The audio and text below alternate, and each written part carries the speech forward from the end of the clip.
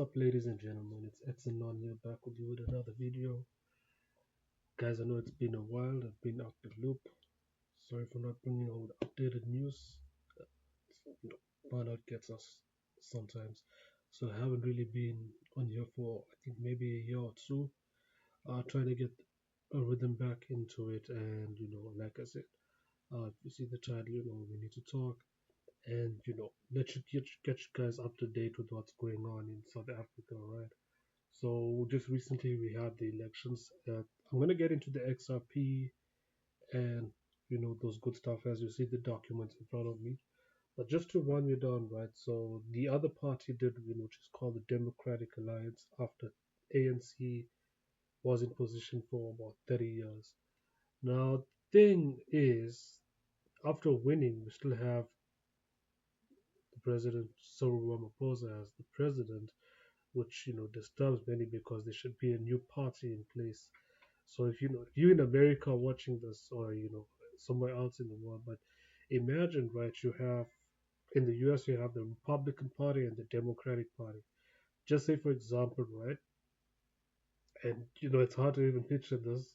It's like, say Donald Trump and Joe Biden have to come into an agreement, and there's something called a governing uh it's called a GNU, which is a governing nation united. So it's a government nation united, right? Like a council. So basically trying to unite two parties. So imagine if the Republican and the Democratic Party had to unite, right?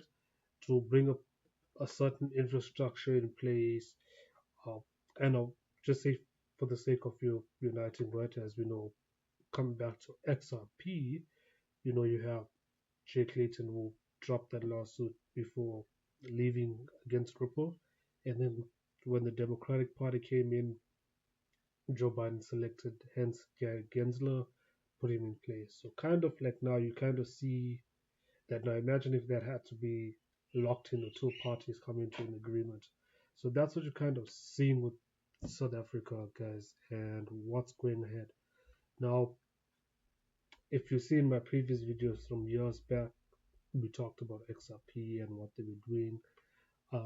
Seems that it's going closer, guys. So now this was, I believe, released this year, as you can see, 2024. I think this came out on the 18th of June, if I'm not mistaken. And just to touch base, like I said, apologies, I haven't been doing this for a while. It's been a really, really long time. Just you guys.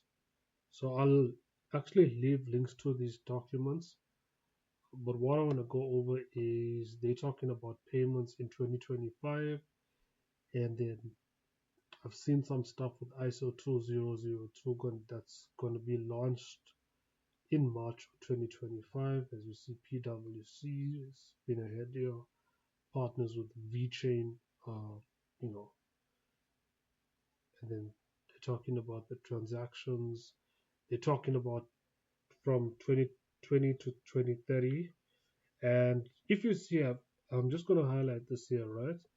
Uh, because I've been speaking about this from forever before, when I had my Exxon Twitter account. I will drop a link to my new account because I don't have access to that account anymore. Uh, but I've shared stuff about, the African Union and how, they're going about the infrastructure.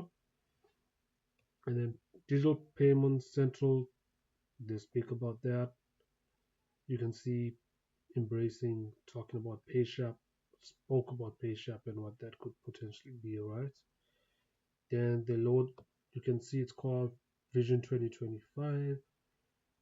They talk about legacy payments, uh, and they go into a lot of detail there. But what I want to pay attention to is the roadmaps do talk about CBDCs, application, program, APIs, artificial intelligence, regulatory technology, right? They talk about all this stuff. So we talked about CBDCs, right? APIs, when it comes to the APIs, the most important one we're going to look at is you look at Corda, your Hyperledgers um, that they use. They got so many different projects that I have to go back and look into some of those stuff and revisit it because I've been out the loop. Like I know what's about to happen and I've been prepared for that. Just like how you guys, we've been prepared for such a long time for what's about to happen. But to keep an update with this information, the speed of information is so quick, and the way things is, if you if you just step out for a second, you see there is a lot of information that you might not catch up with. So I would definitely need to revisit some of that information, right? But for those out there that's not knowing what's going on in South Africa, this is what's really going on, right? So we got that covered that up there for you all. Now the next part they talk about the National Treasury. That's just the electronic fund cash payments, PayShap, and then they talk about Samos. Just give me a moment. So right, then they talk about the ISO 2002 thing, which there's tons of videos of that. So we won't really get into that. Man, I really feel like I'm off the loop for you guys. Miss you guys, but man, off the loop trying to get back on this information and the way I do it. Okay, I finally got to that part, right? So project done by, as you see, by Bank of International Settlements mentioned in this document. Mm, Now, there's people out there, King Solomon, Darren Moore, uh, Crypto Airy, and there's others. I've been out there that mention project done by and showed you like Pakistan, Turkey, South Africa, and how those stuff facilitate XRP and Ripple being the software for their cross-border payments, and how XRP would be facilitated with Liquidity Hub. We've seen all those. We went through Project Dunbar in the past. I have a video, you can check it out. Like a year or two ago, when Project Dunbar was originally released back in 2022. That's when it was around, and me and Patty spoke about that. And just in peace to you, so man, yeah, spoke about that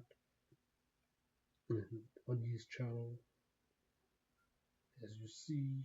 Right, coming back here, they're talking about MCBDCs, which is the same as if I just take out the M, now they've changed that to WCBDCs, which is like wrapped CBDCs, like how you get wrapped Flare tokens, you get wrapped tokens, XRP uh, ecosystem, and other ecosystems as well. That's heavily tied into everything.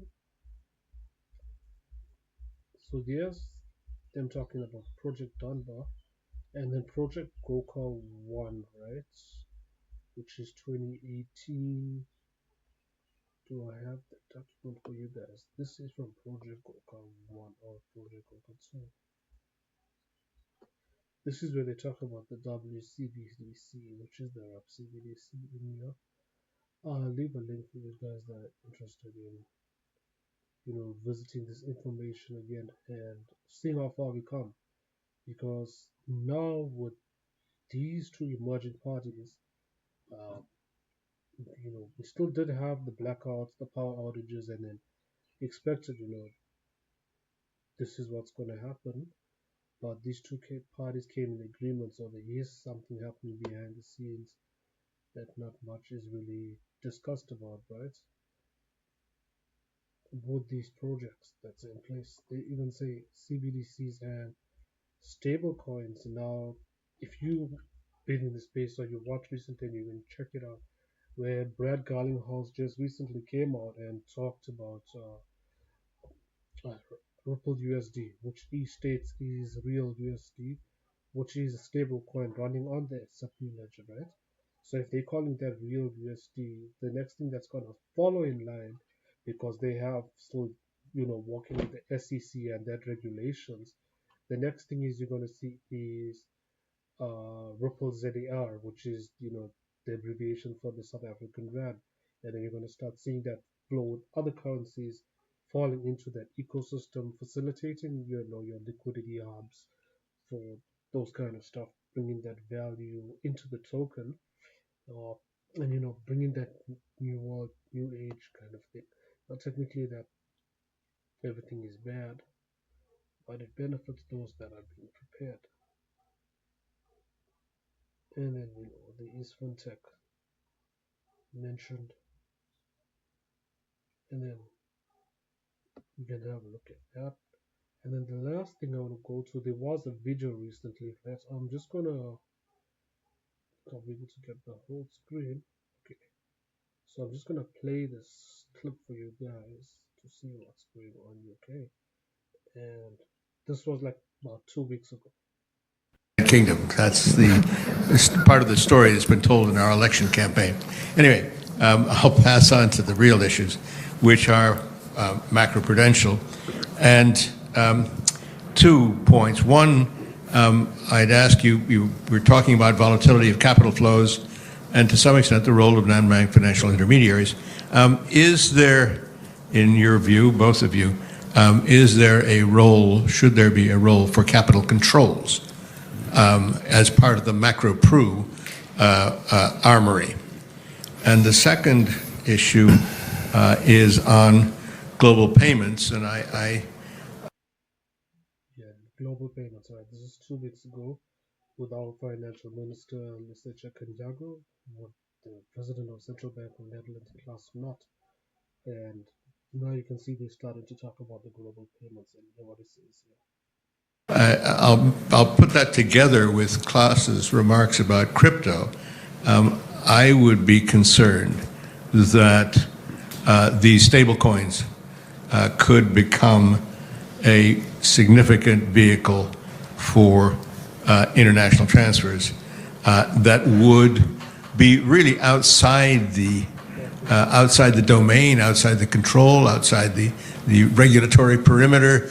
And is that something that worries you? Excellent. The gentleman over here.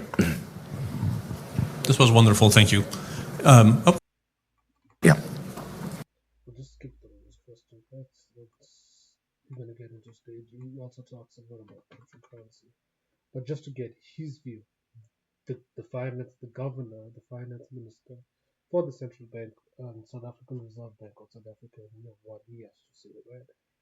And tries to downplay it a little bit. About South Africa, I'll come on that. And I thought that I will take the other two. Advanced economies, emerging market economies, I'd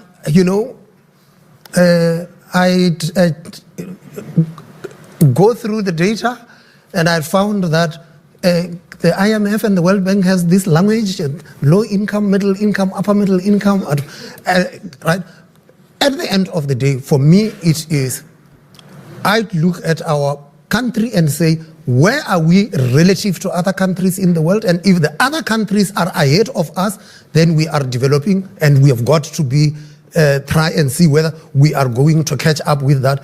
I just wish one day there would be an egalitarian world and we wouldn't talk about developed and developing, because that we will all look so much alike, but that is not going to happen in our lifetime, it looks like. Role of capital controls. Let me say this, that there's sometimes an illogic about it. Protection. We are controls because there are people who are clever around the world who call them capital flow measures. And for a long time we had this. And the whole idea was that apartheid South Africa believed it wanted to create a lager and insulate itself from the rest of the world. So it wanted to capture all the capital there. With democracy, we said, we want to open up. And we were opening up. And that we think you are moving too fast in your liberalization. What we said we would do is to reform so that we are in compliance with the OECD code on capital liberalization. And that is the approach that we have taken. Can this be used for macroprudential?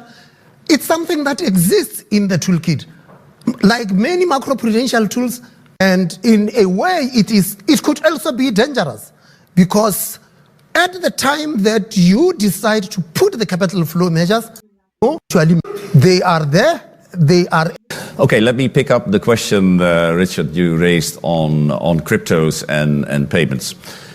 Within the FSB, if we look at financial innovations, we always have this overarching frame that we want to harness the benefits while mitigating the risks. Now, if you apply that phrase to the crypto area, there is a legitimate question still out there. What actually are the benefits to society of a lot of the crypto asset, global stablecoin activities? If you take the three functions that we have of money, none of them currently satisfies these three roles of money. But at the same time, what we see is, of course, there is a strong investor demand for crypto assets. There is no global agreement to ban cryptos, let alone if there was an agreement whether we could actually operationalize such a ban. So the emphasis from the financial stability perspectives has come from, let's say, two things. First of all, to the extent that deficiencies in our traditional global cross-border payments world, where we're one of the sources of this crypto space to flourish, we should address these weaknesses. That's the reason why we have this global cross-border payments agenda, a G20 agenda, again, that you, together with Fabio Panetta from Banca d'Italia, that you coordinate within the FSB. And the other one is to try to come up with an as convincing as possible global framework of regulating crypto asset activities and global stablecoins. Regulating the well-known risks in this space like AML, CFT, like insufficient separation of funds, intransparent governance structures in these crypto conglomerates, etc. There is a host of very traditional investor protection issues that also play a role in this area, and that we have tried to capture as much as we can.